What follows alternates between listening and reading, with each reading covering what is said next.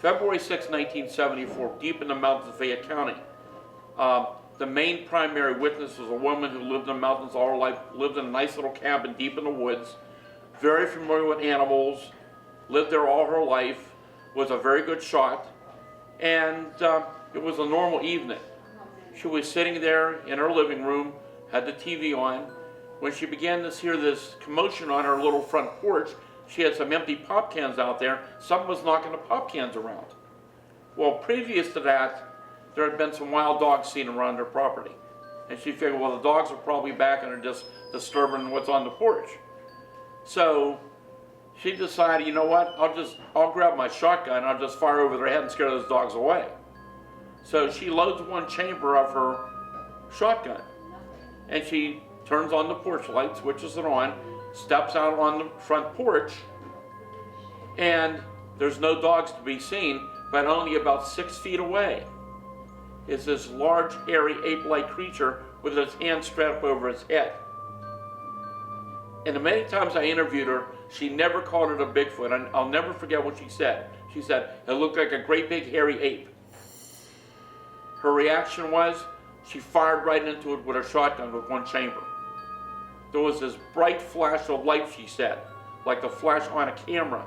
And that's what appeared to be a solid physical creature physically disappeared right in front of her.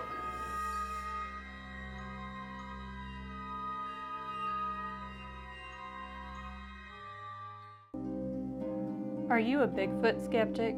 Is the notion of an undiscovered primate inhabiting the forests of North America a little far-fetched for you? I'm about to tell you it gets a whole lot weirder than that. Well known to the Bigfoot community is the documenting of the encounters of thousands of eyewitnesses. Most of these sightings fall into categories of road crossings, glimpses caught by hunters in the woods, and distressing accounts of farmers losing livestock to a predator larger than even a bear.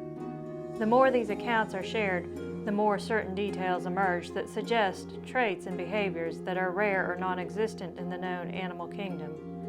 Following are the experiences and hypotheses of those brave enough to re-examine the nature of reality as it is popularly understood.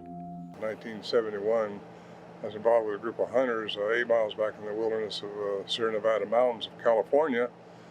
And these creatures came in during the night and was taking what food we might have left out.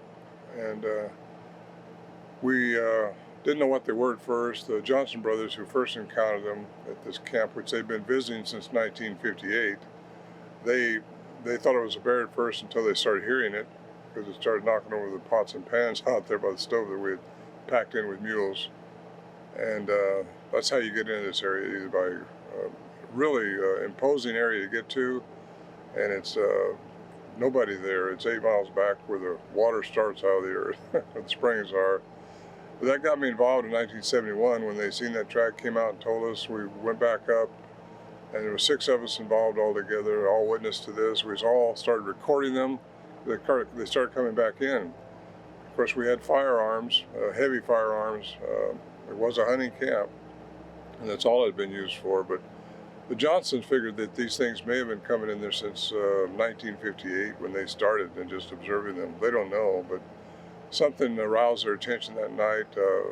Warren Johnson seemed to think that one of them got burned on the stove or something, and it made out a scream. And anyway, it sounded like they were having a confrontation over maybe the food, or was it going to come in and eat the guys? You don't know. You just don't know. And you don't know to today what it was all about, other than they did reveal themselves to us with their vocalizations. We couldn't trick them with a camera trap. We tried over and over, but it's really easy to underestimate these things, and that's what we did then. That's what so many people do today. They think there's some ape out there in the woods running around beating on trees and stuff, and they're a little bit more than that. They use all kinds of devices, rock pounding or whooping, different things like that to disguise their vocalizations.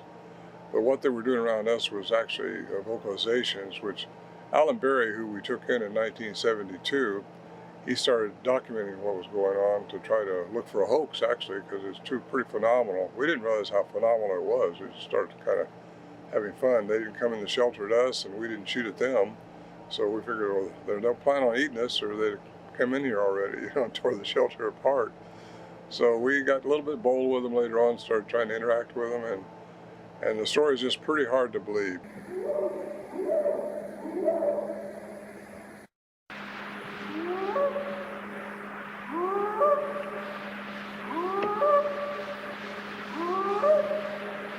But it wasn't until 2008 till a cryptolinguist who was retired from the Navy as a cryptolinguist who got a hold of these. He heard them through the BFRO.net, and he thought he heard language in it, and he's trained to hear unknown languages, and 30 years worth of training.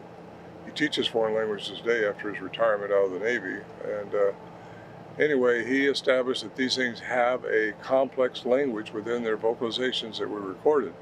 That's very unique. To me, it's huge, because I think there's something very special about language that we have. We have what we call sapient language. It's a morpheme stream of words that make up a sapient cognizant sentence. These things have that, and no other animal on the face of this earth is supposed to have that except humans.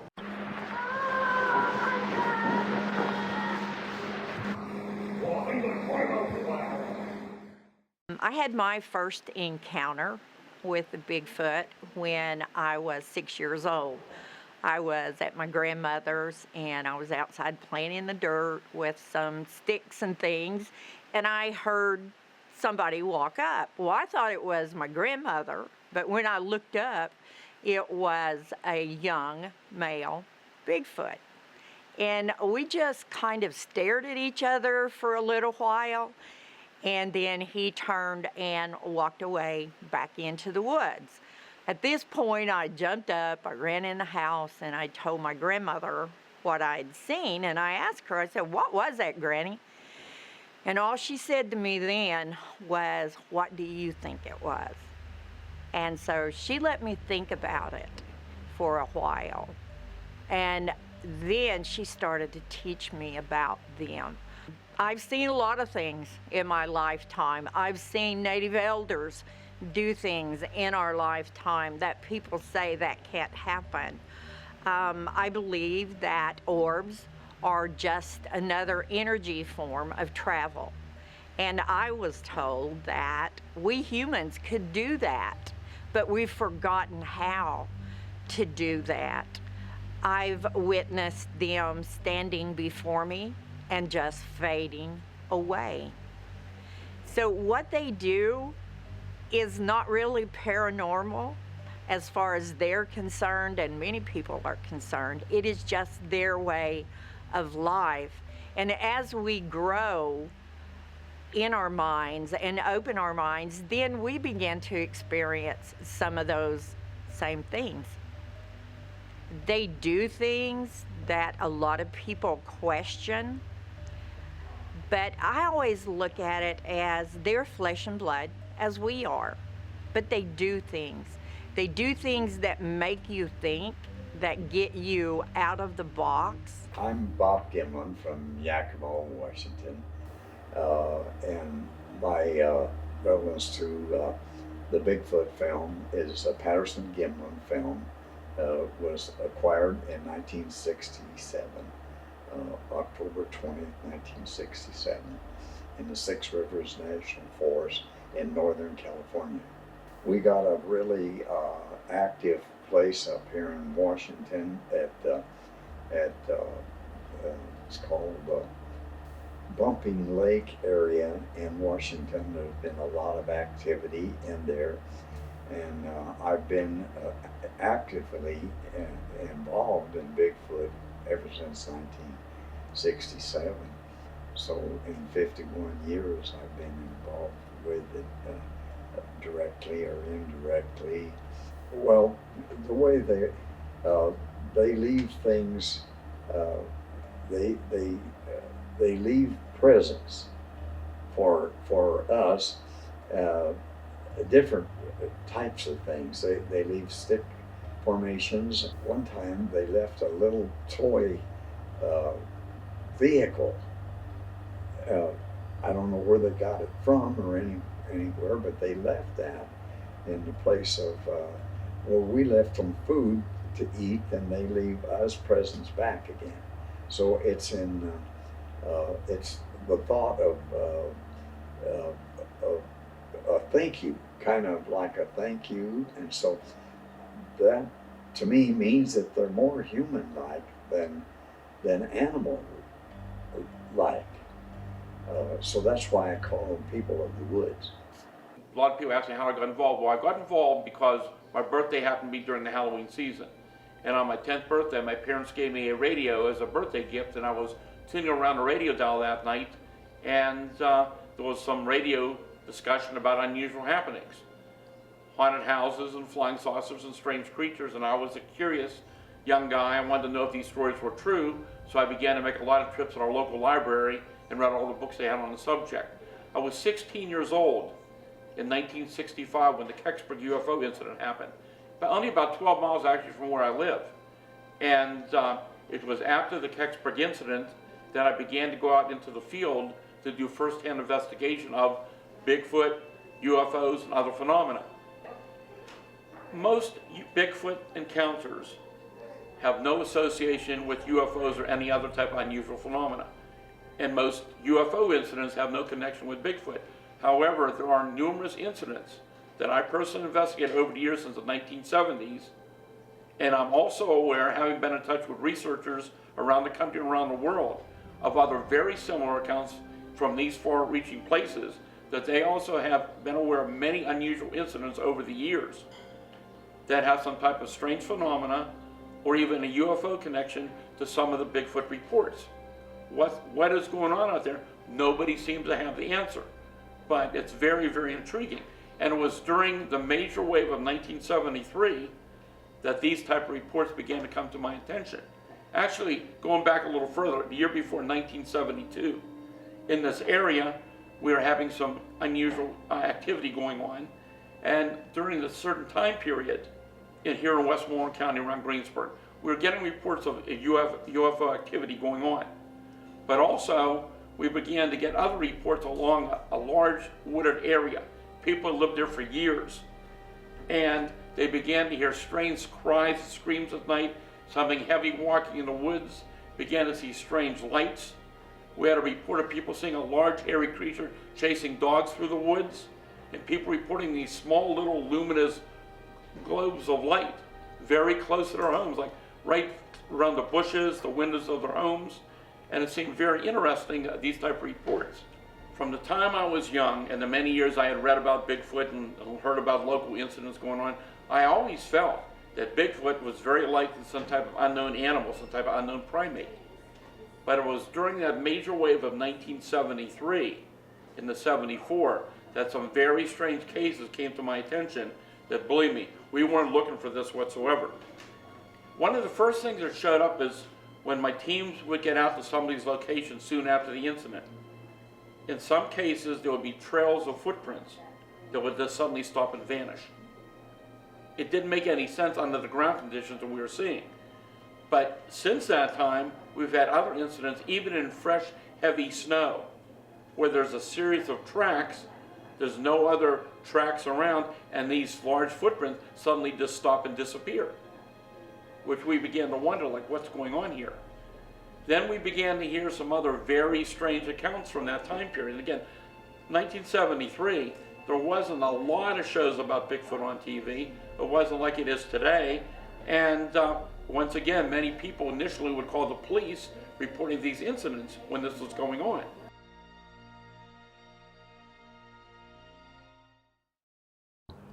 A gentleman came in here. He lives in South Georgia.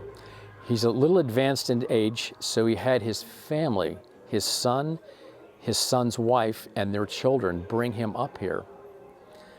And he had a story that I've only shared with a few people, but he was about 17 years old, and him, another friend of his who was his neighbor he didn't know very well, and one of his friends from school, and two girls, which were sisters. So it was 5 of them in a van. And they had parked not too far from here, at kind of a little overlook. And this would have been back in the mid 70s, I guess. And he says, I didn't know my neighbor kid very well. And we lived on farms. And he said we had actually had some beer in the van, but we didn't even crack it open yet. So see, the 5 of us are sitting in the van. I'm in the driver's seat. One of the sisters is in the passenger seat next to me, and the other 3 are in the back seat. And I had just parked the van, put it in park at the overlook. And he says we were just talking easy. We might have been parked there for a minute or two, kind of getting settled in. All of a sudden, all heck breaks out in the back of the van. I hear screaming and the van starts to rock. I turn around, and where one of my friends was sitting, he's no longer there. Sitting in his place is an 8-foot hairy giant person, looking bewildered, almost like shocked. Everybody's screaming at him. He says, I don't know where this thing came from. I reached over to open up my driver's side van door, and when I grabbed my door, I inadvertently hit the interior light. He said, I turned around and looked in the back of the van, and where this thing was sitting, my friend was back, looking just as bewildered. He said it was complete pandemonium after that. He said they were yelling at their friend, like thinking he was pulling some kind of joke, but he was acting like he didn't know what was going on. He said, we all plainly saw this thing sitting in the van where my friend was at. He said, it was a total accident. I had turned my light on. When I flipped my light on, I turned around, this thing was gone, and my friend was sitting back there. And we all saw it. It wasn't a trick of the light. And the fellow where he was sitting was his neighbor that he didn't know very well. And he said that after we got back to the house, I never really spoke to this kid. I didn't know him very well, and after that we got back, I never really saw him after that. A man had his entire family drive him up here, and they were standing by his side. They weren't all like shuffling around when he was telling me this story. They stood there supporting him as he told me this. Most people have at some point in their life experienced something that they are unable to naturally explain. Perhaps it was a dream. Perhaps it was a trick of the mind. Perhaps it was something else, a glimpse of there being more to this world than meets the eye. To pursue this unknown is to go down the proverbial rabbit hole. The deeper one goes, the greater the risk of becoming unmoored from reason. A risk that is enticing for some, but a grave warning for others. In common practice, in just popular understanding, folks oftentimes think of paranormal not just as those things that are outside of our current scientific understanding, but paranormal is used as a proxy for things that are perceived to be outside the possibility of being understood by by science generally. And so oftentimes in popular usage, and especially in the Bigfoot community, the idea of the paranormal is really used where perhaps the more accurate term academically would be something like supernatural. That there are things that are outside of the physical world, things that cannot be necessarily apprehended or understood using the tools and the theories of science. So I think that that's something just to bear in mind, is that the terminology itself can be a little problematic. You have to make sure that you're talking about the same things. Scientists, historians, and such, what academics tend to focus on what is probable, or at least what is plausible. And even if one says, well, hey, is it possible that Sasquatch is it possible that Bigfoot is an extraterrestrial human hybrid that rides around in flying saucers and engages with people telepathically? Maybe that's possible, but it really seems a stretch.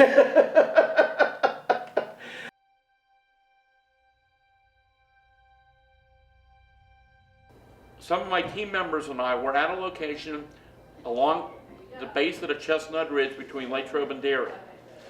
And we're interviewing people about this Bigfoot that had been seen in the area on several occasions recently at that time. And the one person reluctantly indicated that this creature seemed to be trying to mentally communicate. While we were there, this person said that this creature is indicating that tomorrow morning there would be a UFO incident over Homer City, Pennsylvania. So that's about 15 miles from this location. This location is Westmoreland County. That would be Indiana County, and it would be taking place near Homer City. There's a big power plant up in that area. Very interestingly, the next morning, numerous people in that Homer City area reported this very strange, loud sound, like something very low maneuvering over the area. They were calling the police, and it led to a search by the fire department and the police in the area. They found absolutely nothing, and they have no idea. It actually made the news up there.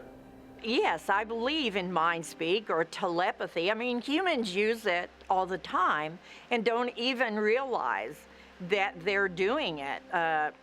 You be riding down the road maybe with somebody and something comes into your mind and that person says that very thing and you go, wait a minute, I was just thinking that. Well, how did that happen? That thought was out there and you picked up on it. So it's just a matter of opening yourself up and thinking about the possibilities. I think that telepathy, or mind speak, as people often call it in the Sasquatch research field, is a natural ability shared by many human beings and more powerful, more refined and advanced within Sasquatch. I'm actually writing a book on mind speak, and I'm getting a lot of feedback from people who have experienced this. And I'm researching studies that have been done into human telepathy. And not only has it been proven to be statistically significant what people can do through telepathy, but it has been shown to be especially prevalent among autistic savants. So that, to me, is another building block in this, my theory about the affinity between autistic savants and Sasquatch. I think we're in that same spot with regard to telepathy. We have no idea what kind of field or mechanism is responsible for or allows for telepathy to occur. You know, I don't know if they understand our language. I think they understand our intent, because I think they can see, as many animals can, they can see your energy. We all have an energy and aura that we send out. And if they can see your intent, or as a lot of people want to say, they mind speak. When my new book, The Quantum Bigfoot, I get into what causes that. It's called quantum entanglement. It's the same as you see a school of fish in the ocean. They're all moving around like this, you know, together. They're not talking to each other. They're entangled. Same way the birds. Well, there's no classical explanation for that, but there is a thing called telepathy and sensing things that we have that hardly anybody denies. And you get into that, and how do you explain that? You have to get into the quantum field, quantum mechanics, to understand how everything works from the subatomic level, everything. The subatomic level of your cell, way down deep. Everything is there, comes up. There's an old saying back in the day that people, what we would today call mind speak, is back in the day they would call it voices in your head. Okay, so voices in your head doesn't scream scientific to me. It certainly does not scream stability. So people might not like my outlook on mind speak, but I don't buy into that. I don't believe that something can put a thought in your head or communicate with you, literally have a conversation. With our advancement in science and the leaps and bounds we've seen over the last 100 years with communication, with travel, with science, with everything. You would think we would be ahead of it by now, let alone a flesh and blood creature in the woods that literally has to hide from us. If it's that superior, why would it hide from us? Why would it communicate with someone and tell it what to do if it was still hiding from us? So I do not buy into the mind speak. I think that it is what they make of it. If you desire so bad to have a sighting, or if you desire so bad to have communication with somebody or something and feel that you have that, your mind will present that to you. You will make out of it what you want.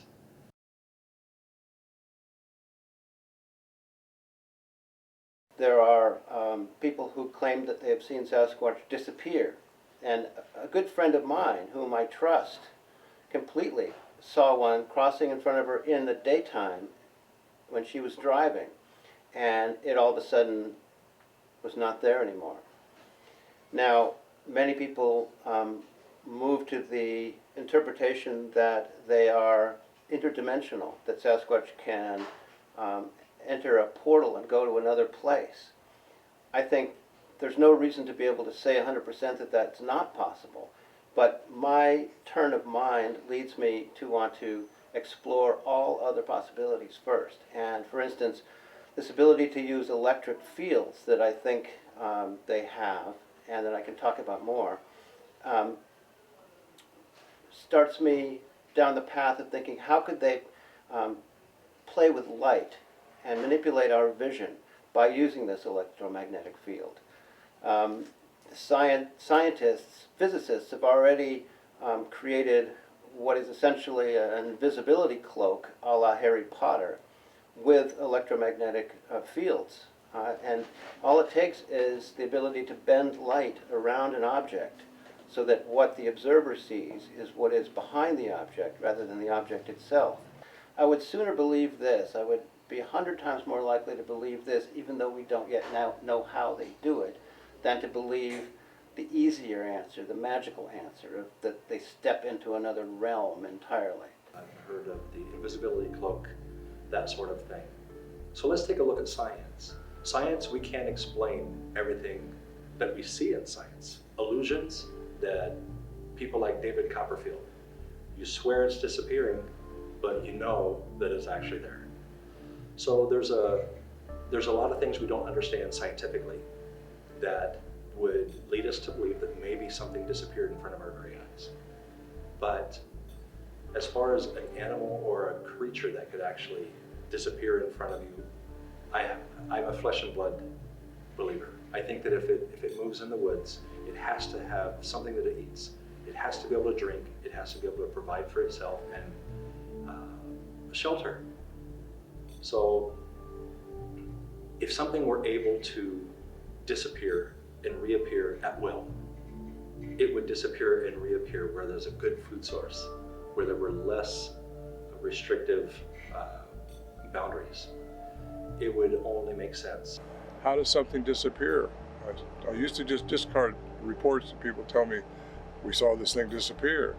Well, maybe they did, but I used to just discard them because I thought, well, nah, these things, no, they walk around. Because one thing I do believe, they have to be flesh and blood, because they breathe, they walk, they leave prints, they poop, they eat like we do, they procreate, they do it all. But my question to people who want to live just in that one world, could there be more to them? And I think there definitely is more to them, and I think the answer is in the quantum physics. And I don't want to shut anybody off here because it's hard to understand quantum physics. You get into it, it's really mind-boggling. Newtonian physics is not, it's based on everything being measurable, everything being material or physical, where quantum mechanics is not. It reaches outside that box, that paradigm that so many classical scientists are locked into, and they won't move out of it because they have to use those parameters that classical science has established for them. And that's Newtonian physics, 1687. Get into Einstein, Bohr, Tesla, these guys who had to reach further to find out how things work, which leads me to another thing, which that's a vibrational frequency, and that's how now I don't discard these people that say they saw one disappear. Because if you can raise your vibrational frequency high enough, you can disappear. You turn the light first, then you go straight into energy. How they go from matter to energy and back is a good question, because I don't know how that happens, but I think they can do that. And I think they do that through the vocal mechanism. And I haven't been saying that too much because it's kind of hard to get a hold of, but they do have a vocal mechanism that's so superior to ours, and yet you have all these people over the years now that I've been interviewing that say they saw them disappear, but then it happened to me. I didn't see it disappear, but my daughter saw one, found its trackway, found it, and it just stopped. And I looked around a boulder, to jump to a boulder, to jump into a tree, no, where'd it go? Those tracks were that deep. We couldn't even make a print. It was just, that solidified something to me. You know, there's got to be an answer for this.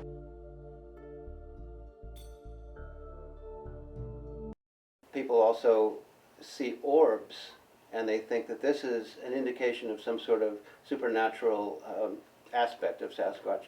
But orbs can also be caused by electromagnetic effects. One of my favorite habituators, whom I visited many times in East Texas, used to have an orb that would patrol her yard, her property, about 30 feet in the air. It would kind of go in a square, in a grid.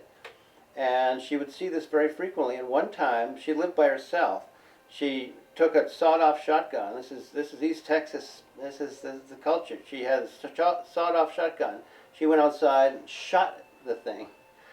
And all these branches and leaves came raining down, and the thing just disappeared. So it's not solid.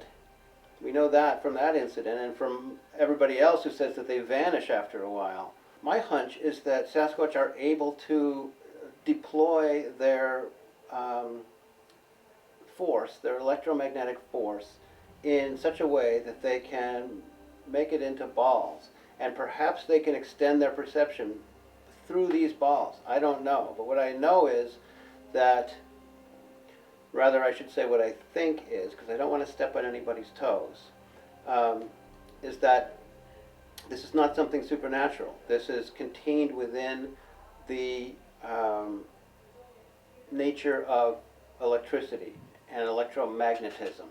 Something is able to be connected to their mind such that they can send out a certain kind of probe and extend their perceptions that way.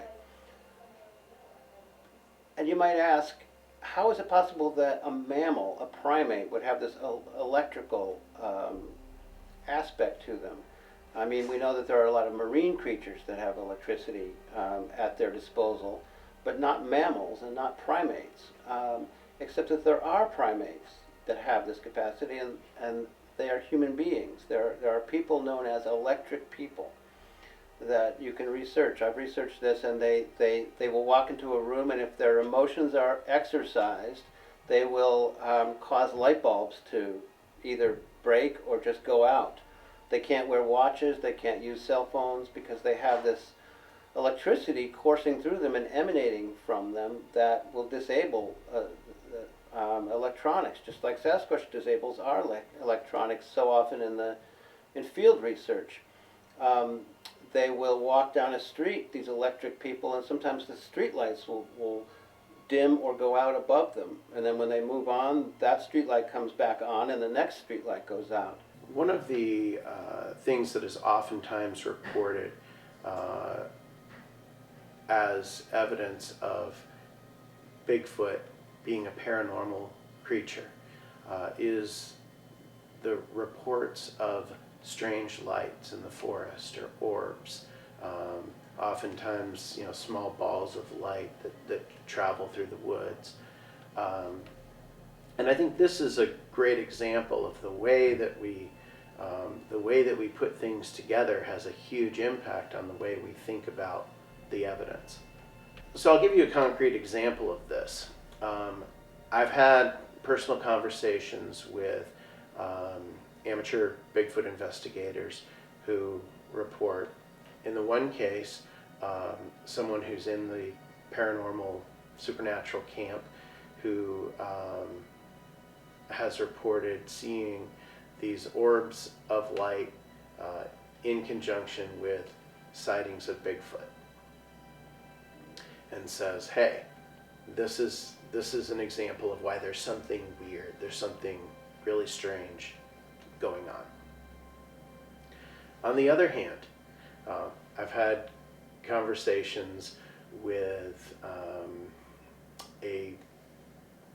another amateur Bigfoot investigator who just offhandedly has told me, oh, yeah, there's this other interesting thing that happens in my research area, is that I see these strange balls of light that fly through the forest, and I've seen them and not found evidence of Bigfoot. I've seen them and then found evidence of Bigfoot. I think that these are some kind of maybe large firefly or insect, presumably a very similar thing, and yet the way that he narrates that is, the way that he puts narrative to that experience is that, oh, well, here's another, hey, we've got one unacknowledged creature out in the woods. Here, we've got an unacknowledged insect out in the woods, or something like that. So how you put it together is really important. And seeing strange lights doesn't necessitate a supernatural explanation. Doesn't even necessitate connecting these things. There's more to it. We had lights shining up there that we can't account for, orbs had fallen around. We heard, just in 2016 when I was up there, had this lightsaber size tube of light go floating by us up there. And I mean, we watched it for several seconds. It was nighttime, but we were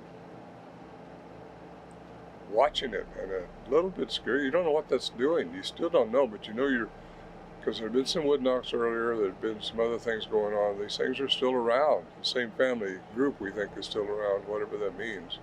Because if they can step out of time, like we talked about before, if they can step out of our dimension, be interdimensional, that means that their time will not be the same as ours. But anyway, this lightsaber went right by us, and it just kept going. But I don't know what to think about it. It just went floating between the trees. Wasn't fast.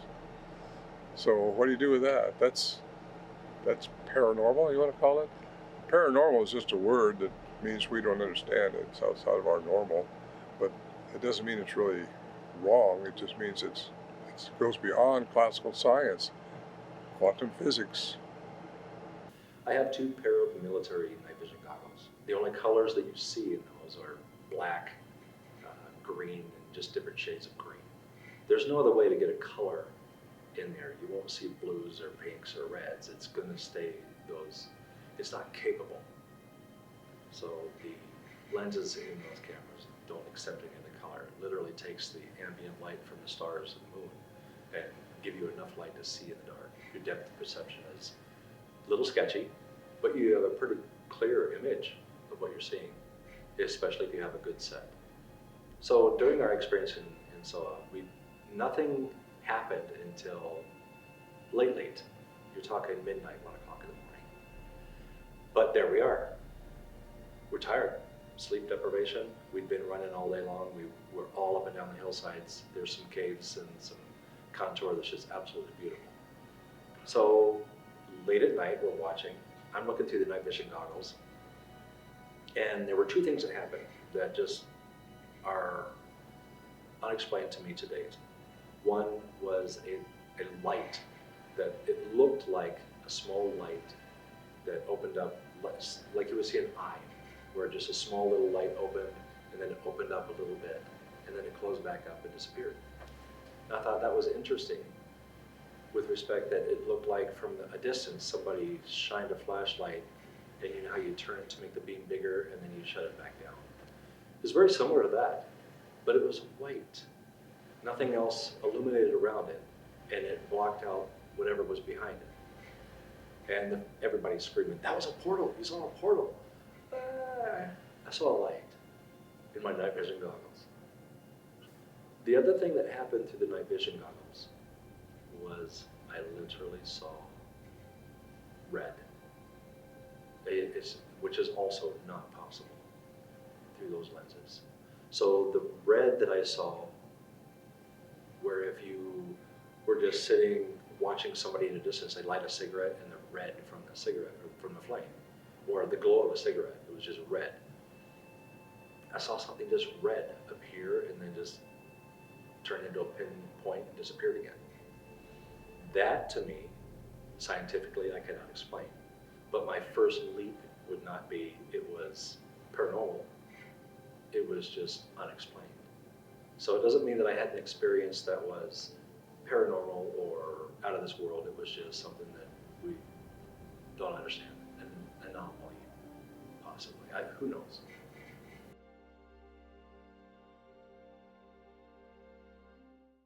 In all the years I've been doing this, I've never personally seen a UFO or Bigfoot myself, but I have seen the animal reactions when they're close to these Bigfoot creatures. And while it's been reported in horses and cattle and cats, and even we've had reports of very young children, babies inside their homes, reacting very unusual, crying very, very upset on the nights when these creatures have been near to the property. That's something that's shown up as well. But it's very common with dogs. Even the most vicious dogs, in many, many cases, when they're close to the creatures, they're just like paralyzed. They don't bark, they shake, they hide, they cower. People have told me they've seen them in their boxes, just lying there, moving their eyes around and not making a sound. Most people think that they don't like dogs. And I had a dog, Watto, who was a bull mastiff, and they had no problem with her, but she was taught to be respectful of them. Now, if you've got a dog and that dog is being aggressive, or a dog comes at you, what are you gonna do? You're gonna take care of yourself. You're gonna protect yourself, you're gonna protect your child, and they're gonna do the same thing. Countless reports say that people are walking in the forest and all of a sudden all of the crickets and katydids and birds and frogs go silent. This is a very common phenomenon when they find themselves in the proximity of a Sasquatch. After they hear this silence, hush fall over the forest, they will then realize that there's a Sasquatch 100 feet away or something, and they'll hear its footsteps, it'll knock, it will sometimes whoop at them. And this silence in the forest stays this way. If it were just vibration of the Sasquatch stepping, crickets will silence themselves in response to vibration, but they won't stay silent. And if Sasquatch stays still, as they're famous for doing, just stock still, the crickets would start up again, because they're not realizing, oh, there's a Sasquatch, I better be quiet because it's dangerous. They would just wait for the vibrations to stop, unless there were an electromagnetic field filling the environment right around the Sasquatch, in which case the insects and the frogs and the birds would likely be caused to fall silent because of that. I've done a little bit of research, and there are papers in which certain kinds of beetles and other insects are arrested by electromagnetic pulses being sent their way.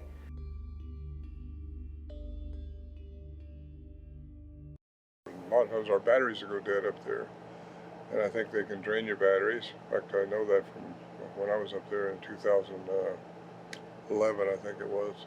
I found that many low-level, close-range UFO sightings, and many encounters with cryptids, Bigfoot, the huge thunderbird, the flying creatures, the black panthers, other strange entity reports, they very commonly occur in the vicinity of energy sources.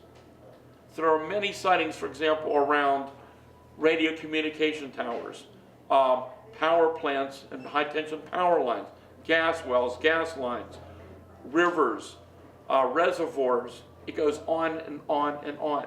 I have no doubt, whatever we're dealing with, there is an energy connection there. Some people have actually tried to take photographs, and the camera malfunctioned while they were taking the picture. And afterwards, it worked fine again. But you hear this a lot in the paranormal field, and you used to hear about a lot in the UFO field, but it's something that goes on, but it's something that a lot of people have missed. I can tell you one case I recall back in the 1980s here in western Pennsylvania. It was during the evening, and these two people were riding down this back road. They had the high beams on, and they said, suddenly, out of nowhere, as though this thing just suddenly appeared, here's this 7 to 8 foot tall. The arms and legs were so long, the driver had instantaneously had to swerve to miss hitting it. It's huge, and it's there, and they both said it just like it came out of nowhere, and as they're very close to this thing, suddenly the car begins to lose its power and was slowing down. And the passenger started yelling to the person, hurry up, get out of here. And the person's gassing and gassing the pedal to try to move, and it seemed as though the harder the person hit the gas pedal, the slower the car would go. And as it slowly moved away from where the creature was, the power began to come back on to normal. I have a naturalistic, empirical approach to the subject. So I would rather rule out every possible scientific, natural explanation before I begin to find recourse to other sorts of explanations, supernatural explanations, or what I consider more magical thinking. So for instance, when people find that they're being zapped, as they call it, and their electronic equipment becomes disrupted, some people find that to be paranormal. I think it's more likely that it has something to do with electromagnetic fields that are naturally occurring in our world, and that somehow Sasquatch is able to marshal and use. And I don't yet know how they do that. Cameras just won't work. 0.00001% of the time, a game camera will catch a little glimpse or a blurry, tuft of hair or something, and someone with a cell phone will catch a Sasquatch kind of departing off through the trees or hiding behind a big tree. But that's not going to teach us anything, because that's how they are when they know we're observing them. I think they mind audio technology much less for some reason than they mind video technology. I think they will, from what I've been able to learn, they allow themselves to be themselves more readily when there's audio recording around.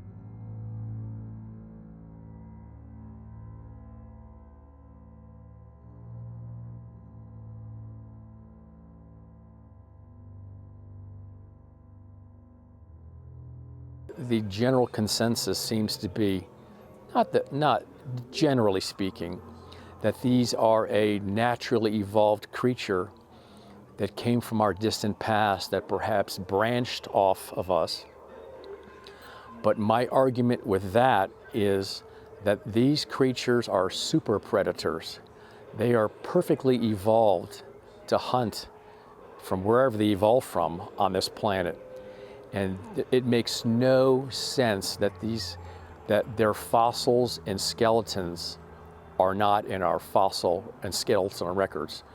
There is no logical explanation why we have fossils from millions and millions of years ago. We have fossils from 6,000 individuals, ancient human individuals, scattered throughout our museums in the world, but we have zero of a super predator that inhabits every continent on this planet except for Antarctica. That simple fact negates the natural progression and evolved on this planet. We should have the proof, and we have, other than a few pictures and some great audio, we have no hard proof of 10, 11, 12-foot giants living amongst us, thousands upon thousands of sightings. So my argument is that if they are what a lot of people say they are, where is the proof?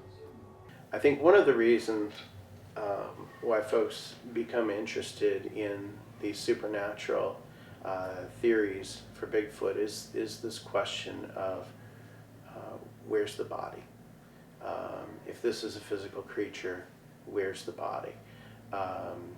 And of course, there are various ways of thinking about that.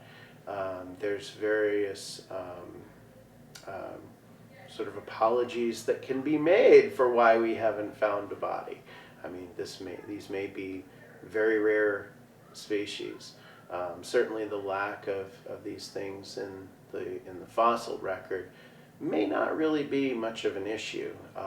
The fossil record is a lot more sparse than most people think for large animals in general.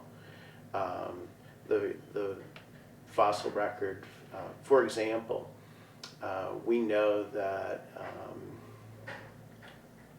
our current model about Neanderthals in Neanderthal habitation of Europe was that Neanderthals inhabited Europe for about 300,000 years. What is our fossil evidence for that? We have partial fossils for about 300 individuals. 300 individuals over a span of 300,000 years. And some of those partial fossils are just as simple as a tooth.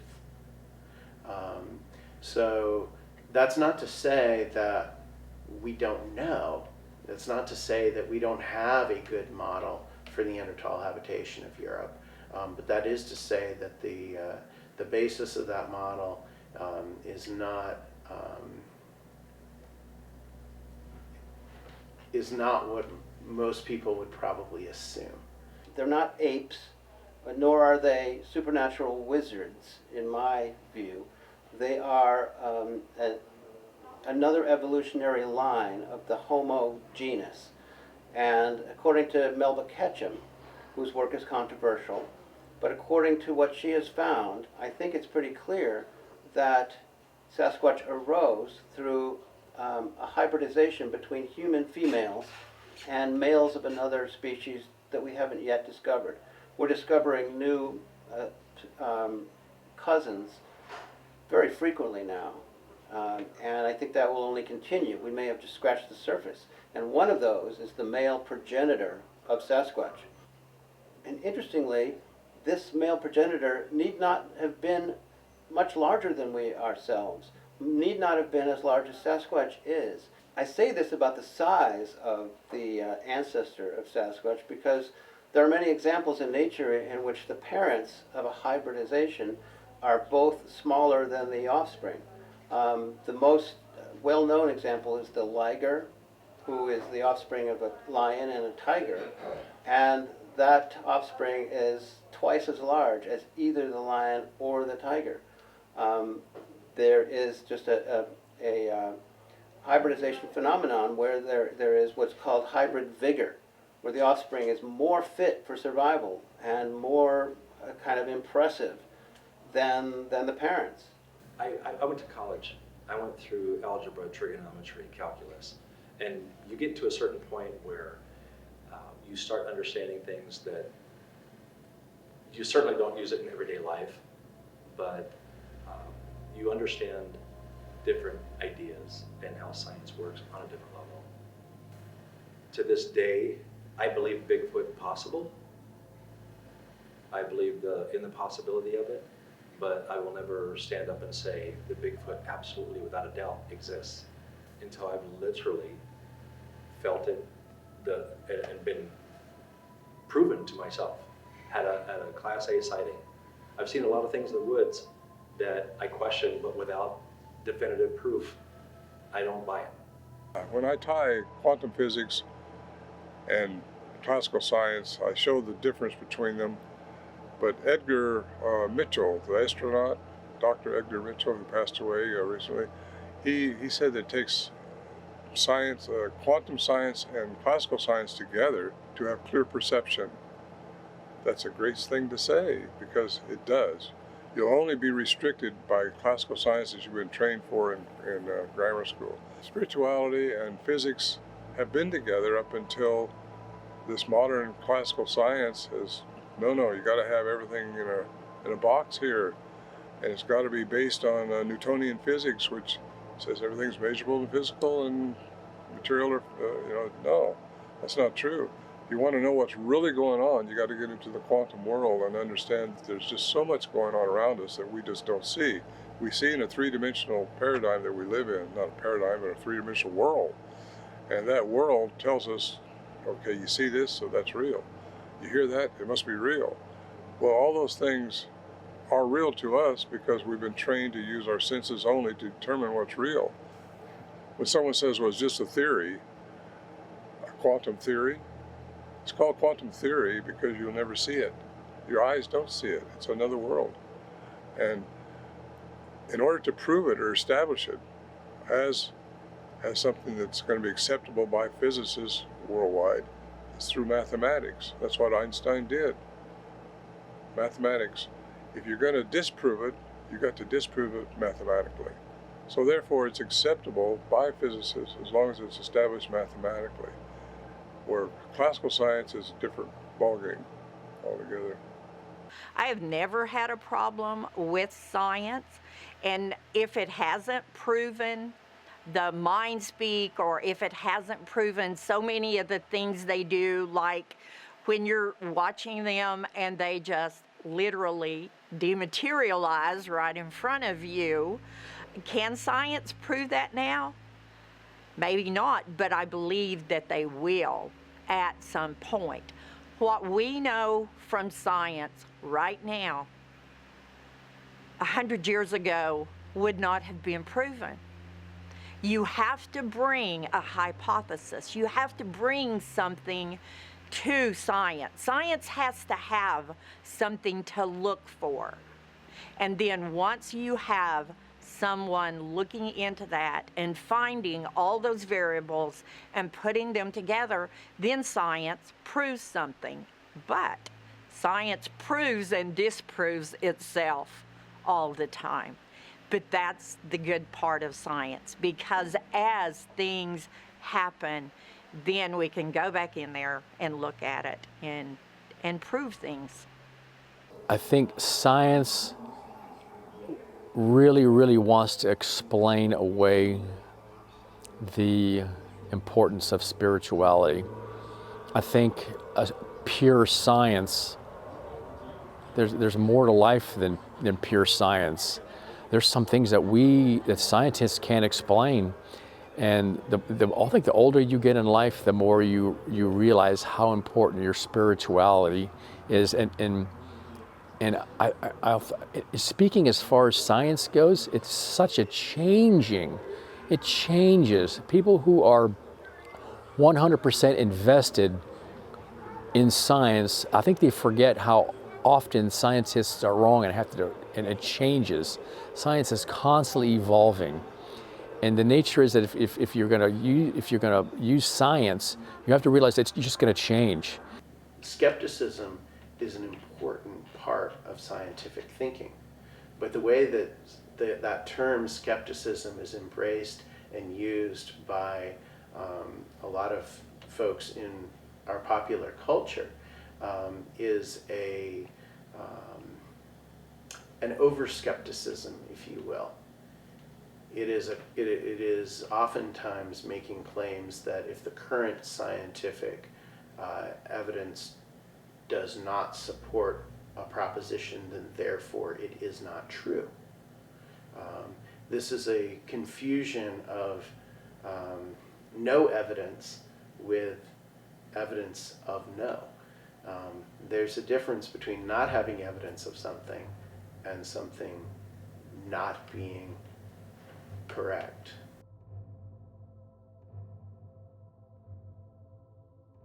We've had a lot of people come in here and ask me if I've ever heard of the Nephilim. And I say, well, of course I have. And I think these creatures are discussed in the Bible. I think there's some answers that we're looking for we can be found in the Bible and other ancient writings. I think you should turn to some of the ancient writings to find answers to questions that we're asking. I think people in ancient times were asking the same questions we're asking now, and as they found some answers, they wrote them down. So I don't think we should ignore those, just like we shouldn't ignore the Native Americans' teachings about these creatures. And I think that's where a lot of the science has to be put aside, and you got to go back and read the history, and I think that's where you're going to find a lot of the answers as well. You can't just dive into the Bible to get the answers when it comes to Bigfoot. There's other literature that you need to look at as well in order to try to start connecting dots. And that's all we're doing. We're trying to connect dots. And nobody's going to do it for us, so sometimes you got to get your hands dirty and dive in. So in Genesis chapter 6, verse 4, it talks about the fallen angels coming to earth, having sex with women, and their offspring becoming giants, Nephilim. It's often described in different translations of the Bible as giants or Nephilim. And so the Bible talks about these Nephilim giants, but it's very brief in Genesis chapter 6, verse 4. It's a very brief mentioning, and it doesn't really get into detail throughout anywhere in the Bible. But if you start reading, especially the Old Testament, you start seeing these giants popping up here and there that a lot of times people just gloss over. They don't really connect the dots. Like for instance, one is David and Goliath, right? Goliath was a giant. Nobody really connects the dots that Goliath wasn't just a giant, he was a Nephilim. He had I believe it was three or four other brothers that were giants as well, that King David later on wound up killing.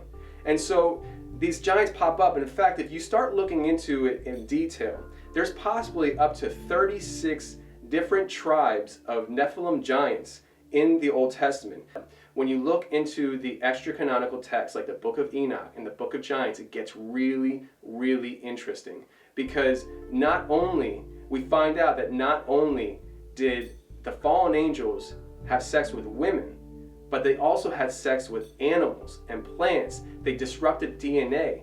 Hold on a second. If they did that with animals, would they have a similar outcome like they did with the women? And that's where I draw the connection with Bigfoot and all these other cryptids that people see. The fact that maybe, if they did this, these cryptids that we're seeing are actually a Nephilim remnant from ancient days. And if that's the case, would they have some kind of supernatural capabilities like their fathers? Nowadays, you got some of this DNA that's being taken in, and they say, well, it's tainted, it's got human DNA in it. It's because I believe, I'm getting ahead of myself maybe a little, but I think they're a cross between a human and something else. The something else is the question, because the nuclear DNA, as opposed to the maternal DNA, which is the female side, is unknown, and they can't find the match for it. Out of 224 billion samples, there's no match for the male counterpart to these things. But there's something else goes on with my theory, and that's, I think there's more than one type because of that, because I think there's been intervention by the aliens from the cosmos, and that falls right into Greek mythology, falls right into biblical history, the Book of Enoch, which you get into the Bible, and it'll talk about that. Even though Enoch's not canonized because it wasn't discovered until later on, but it was. It's very unique in that it talks about what each of these fallen ones did. They call them fallen angels because they fell from what they were supposed to be and they interfered with humanity. That's what gave us a kickstart in a lot of stuff. So there's also a history goes back into the Sumerians, Anunnaki, and all that stuff, which a person just starts studying this stuff, it gets really, really interesting. It has to me anyway. And what the future could hold for it is still to be found out. The reality is that the Nephilim are something that are barely mentioned in the Bible. Barely, there's some legend and lore and mythology that comes about at a later time,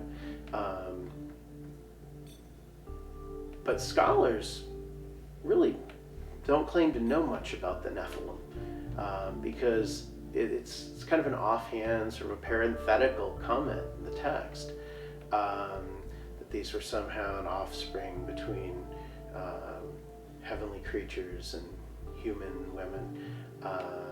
But that's about all that's mentioned there. What's also very interesting is that the way of reading the Bible in that way, of sort of mining it for evidence of the physical world, that way of reading the Bible is really not that old. A century, maybe two, and it's really very much rooted in a very Protestant and a very American method of again, looking at biblical text and trying to pull things out. Most of the discussion of the Nephilim actually found in extra biblical texts that generally are not regarded as authoritative or virtually ignored by the folks who generally do this type of reading. Although Melba Ketchum has a lot of detractors, her work itself, the data that she has extracted from the 109 tissue samples, organic samples, that people throughout North America contributed to her 2012 study. And what she found is that the mitochondrial DNA of Sasquatch is human, only with just enough mutations to allow us to extrapolate backwards in time to about 15,000 years ago. The nuclear DNA, which is the mother and the father, is not easily interpretable. It was beyond her pay grade, whereas she has spent a career analyzing mitochondrial DNA in her life as a geneticist. She hasn't analyzed a lot of nuclear DNA. So what we can trust, I think, entirely in her research findings is that Sasquatch mitochondrial DNA are human, but that the nuclear DNA are not. This tells me that her provisional conclusion that there was a hybridization era is to be accepted until we can find a better explanation for this strange dichotomy between the human aspect of Sasquatch DNA and the non-human aspect of Sasquatch DNA.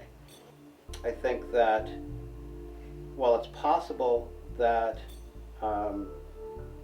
aliens performed genetic engineering on humans and created Sasquatch for their own purposes, I don't see any evidence of that.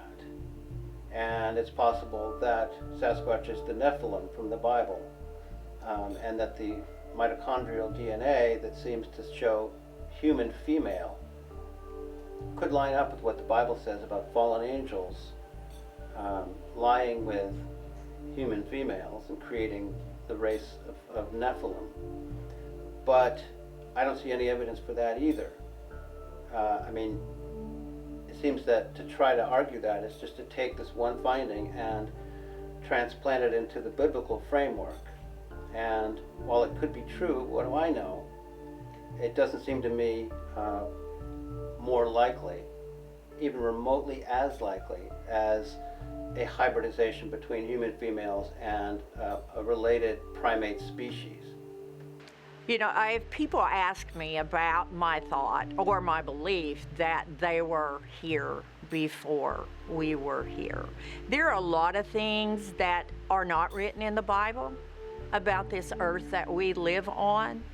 And so for me to say that everything on this earth exists in the Bible is not something that I would say. Now, could they be the giants? Possibly. I know that they were here before the Bible was written. Could they factor into that belief system? But if you take any belief system, any religion on this earth, and there are many, they all have stories about giants, hairy people, and different things. So yes, something that was already here when that was written would factor into it. They would have that in there. Do I believe that they're the Nephilim? No, I don't. I have never seen anything that would even begin to lead me to believe that. And so, yeah, they could be. I mean, they were here before.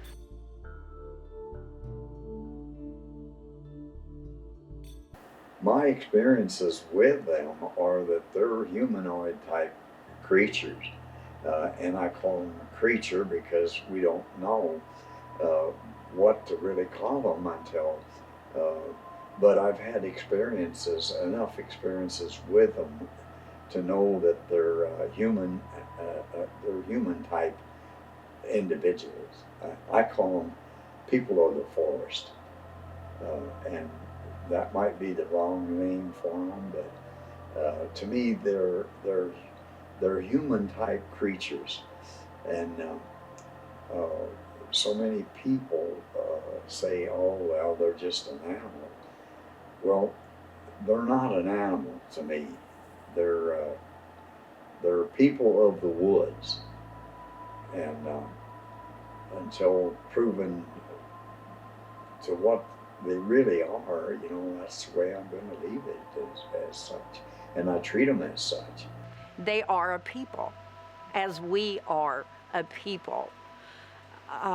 Their role on this earth is one of living with the earth.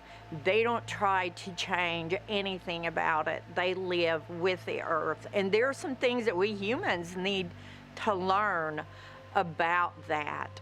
And that takes us back to learning about ourselves. And since I believe that we are spiritual beings here having a human experience, that helps us to grow. I began to notice certain parallels with autistic people. Sasquatch are often reported to sway back and forth. They don't just avoid people, but they also seek to interact with us. And the only two creatures on the face of the earth, as far as I know, that have this two-sided behavioral profile are Sasquatch and autistic people. I began to notice that there were other things that Sasquatch do that autistic people do too.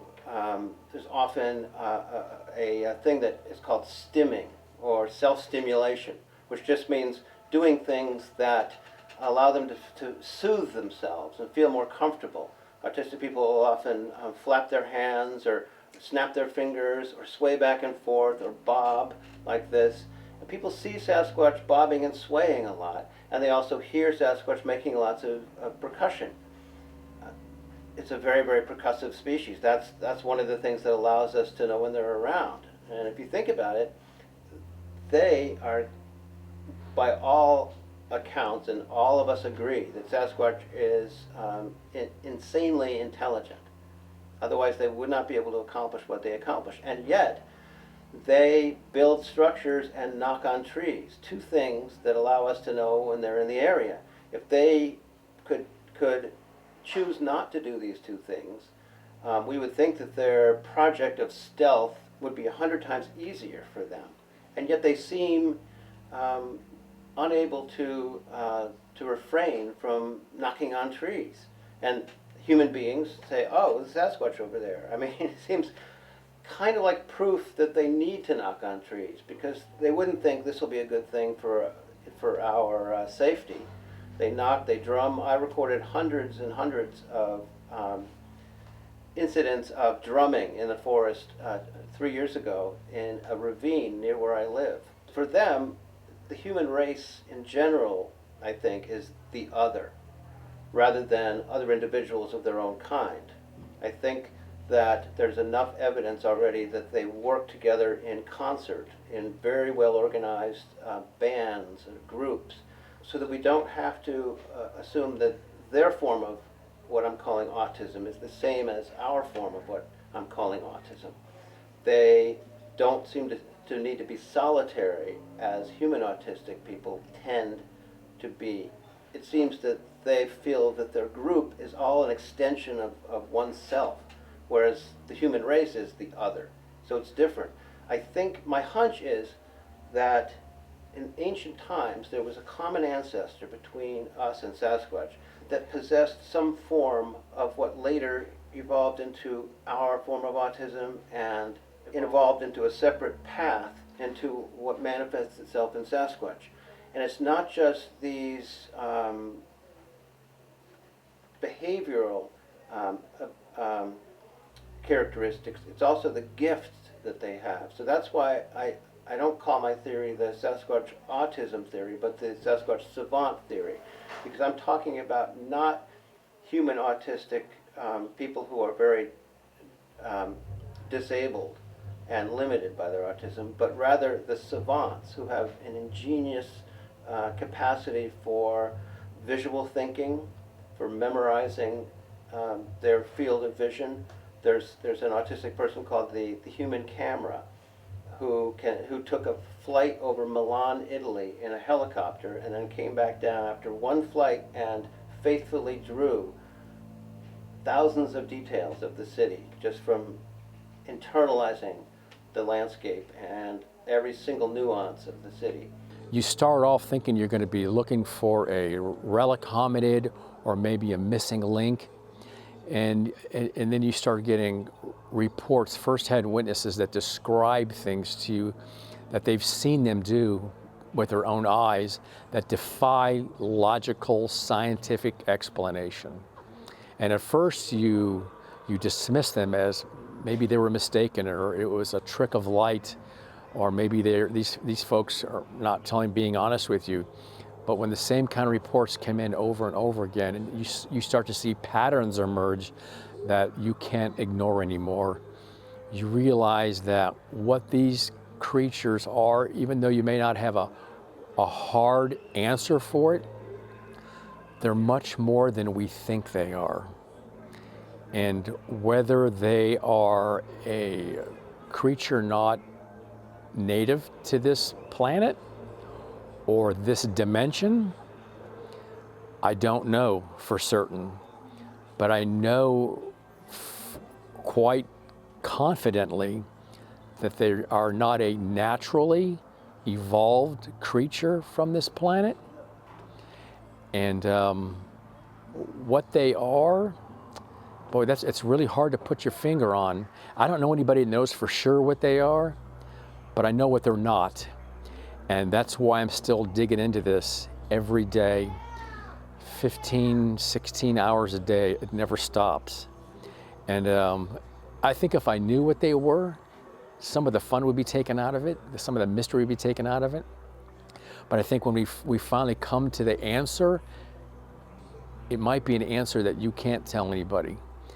It might be an answer so frightening and scary and disturbing that it might be an answer that you have to keep to yourself for the rest of your life. You may have to die with it, because to tell people what they are, it may be a clue as to who we are, and that may be too disturbing. I'm not so sure anybody has the answers as to what's really going on out there. I believe it's a very complex phenomena, that it may well be that certain aspects of this phenomena, both with Bigfoot and UFOs and cryptids, that may well be well beyond our present scientific understanding. Again, when I first started on this, I always thought that Bigfoot was some type of unknown primate. I keep an open mind until we have really good physical evidence one way or another. But some of these cases that I looked into suggest we're dealing with something that's a lot more than that, something beyond the flesh and blood explanation. I am not suggesting that Bigfoot is a passenger riding around a spaceship from another world, because we don't know what we're dealing with. We don't even know what the UFOs are. Many theories on that. Some believe they're extraterrestrial. Some feel that they could be some type of unknown natural phenomena. We could be dealing with all these things. Could it be time travelers? Reluctant as I am to say it, more and more data suggests to me that, for a lack of a better term, we're dealing with something that's interdimensional. That these things come into our physical reality under certain conditions. They can look physically solid at times, but not in all cases have they been. Even with Bigfoot, they can leave some evidence and then they're gone. They come and they go. At the end of the day, we have to say, I don't know. I don't know is perhaps the most uncomfortable phrase for a human being to accept. That's why we end up with with so many theories that people sometimes cling to very stubbornly.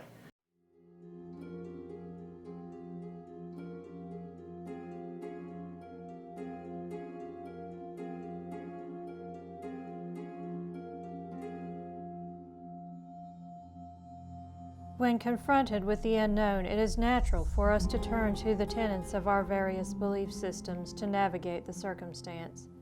The frequently posed scenario asking how humanity would respond if a new intelligence were revealed could likely be answered by this concept. Some would be eager to embrace without reserve. Others would be greatly concerned with questions of good and evil and how the newcomers are aligned. And perhaps the discussion of belief in Sasquatch or his ability to accomplish astonishing feats is actually a discussion about ourselves and how we respond when presented with strange new concepts. In all my years of life, I've never had a bad encounter. I've never felt like I should not be in an area where they are. One of the things that happens with them is, and I go back to something my grandmother said, they are like us in ways and they are not like us in ways. I'm very comfortable in my beliefs and who I am, and I'm comfortable with people challenging those. I don't learn anything from people who don't challenge my beliefs, but I learn a lot when someone challenges what I think. And they have that right. And I tell people all the time, you don't have to believe anything I say. Just file it away, and maybe at some point you might have an experience, or somebody you know that you trust might have that experience, and you'll have a reference. But everyone has a right to their opinion. I don't think that they'd harm a human being unless you're in an area where they don't want you to be, and then they'll warn you to leave. Oh, then leave. Just leave it, because there are certain areas that they hold sacred, and so by doing that, if they ask you to leave, if they're throwing things at you, if they threw something at you that wanted to hit you and hurt you, they could do it. And they don't do it because all they're asking you is to leave. And just leave and say, hey, I apologize for intruding upon your area. The Native Americans knew that they existed, and they say, leave them alone. And so that's where I kind of go. I leave them alone until I get a chance to get out there with them. I'm an old man, but I hope that before I'm gone, I can learn a lot more about them. A lot of the people think you shouldn't mess with them. The Native American lore, I've talked to several Native Americans over the years, and they just leave them alone. There are people out there, we leave them alone. But Native Americans have this thing. They live in two worlds. Somebody explain that one. What's the two worlds? There's our world and the quantum world. And of course, I want to get into 411 stuff, but I can't really do that. It's not my stuff. But a lot of people are missing that never come back. Unexplainable events around them that's happened, and that series of books is really eye-opening, because the ones that are friendly, fine, you'll come back. But what if they're not friendly? You may not come back. So what I tell people is, if he wants to get away and come back with only one arm, got beat over the head with the other arm, probably wasn't friendly, Word of caution, I understand that people are having positive experiences with Bigfoot, and that for every bad experience, there's a good experience that somebody could share. But at least with my line of thinking, with what these things are, you would have to really be careful, because you might be getting this good vibe from your experience with Bigfoot, but if Bigfoot is what I think it might be, there might be a lot of deception and manipulation going on here. I think that these things are highly intelligent, and if they're as highly intelligent as I think they might be, then they clearly would be able to manipulate you, give you what you want so they can get close to you, for whatever reasons that is. I don't think they like us. That's my personal belief. I know that a lot of people disagree with me, and that's fine. I don't personally think that they do like us, and if you do get a good experience with them, I think it's more of a manipulation situation than it is anything. I've heard of people gifting and habituating these things, and you might be having the greatest experience with it. You might be loving it. It might be awesome and amazing. But what happens? Now, these things are huge. These things are extremely strong, and they're very physical. So whether you think that they're a great wisdom spirit or anything like that, the fact is they are very physical. What happens when you die? What happens if you move? What happens if somebody else over time migrates into the area that you've been doing this, and they don't know that you've been doing this, and all the Bigfoot sees is another person who should be doing what it wants them to do, and it's not? You got to worry about that. And I've heard of stories of that, where people go into an area and they experience this aggressive behavior from these Sasquatch, and that's when they find out they're real, and it makes you wonder what was going on before that, because they moved into an area that somebody had a cabin before, and they moved out, and you don't know what happened in between and stuff. And I do think that habituation and feeding these things causes that kind of reaction, because I think that as wise as they are, I shouldn't even say wise, I think as smart as they are, I think they do have very physical characteristics, instincts, and they don't care who you are. You're just a human, and they want certain things out of you. And so if you start establishing that kind of relationship, somebody else might have to withhold that kind of relationship as well to keep the peace. And if they don't know to do that, there's going to be a lot of problems for them. So do it for the people. I would like to say listen to your heart, but people listen to their heart and they get close to these things. So I think it really boils down to what's your background? What is your worldview of life? Not Bigfoot, not ghosts, not aliens, but just in general. What's your view of the world? Like, I operate off of my theological foundation. I'm a Christian, and I believe that Jesus Christ is the Son of God. And I believe what's written in the Bible. And so that's where I build my foundation. When I first started my Facebook group, Pennsylvania Sasquatch Research, I was talking to this one woman in a comments section. It was just a brief conversation, but she said that she gets visited by Bigfoot, and that they appear next to her bed in her bedroom, and that they mind speak to her. And she found it a very enlightening, encouraging, good experience. To this day, I don't view it that way. I don't think anything or anybody coming into my house uninvited is a good thing. If there's one thing that I'd like people to know or to realize, is that we have to work together. And if there's one thing else I've learned, that none of us are nearly as smart as we think we are, because there are gigantic secrets in this universe that we're not even aware of. And it helps that if we ask these questions and work together, we're going to feel a lot less alone out there.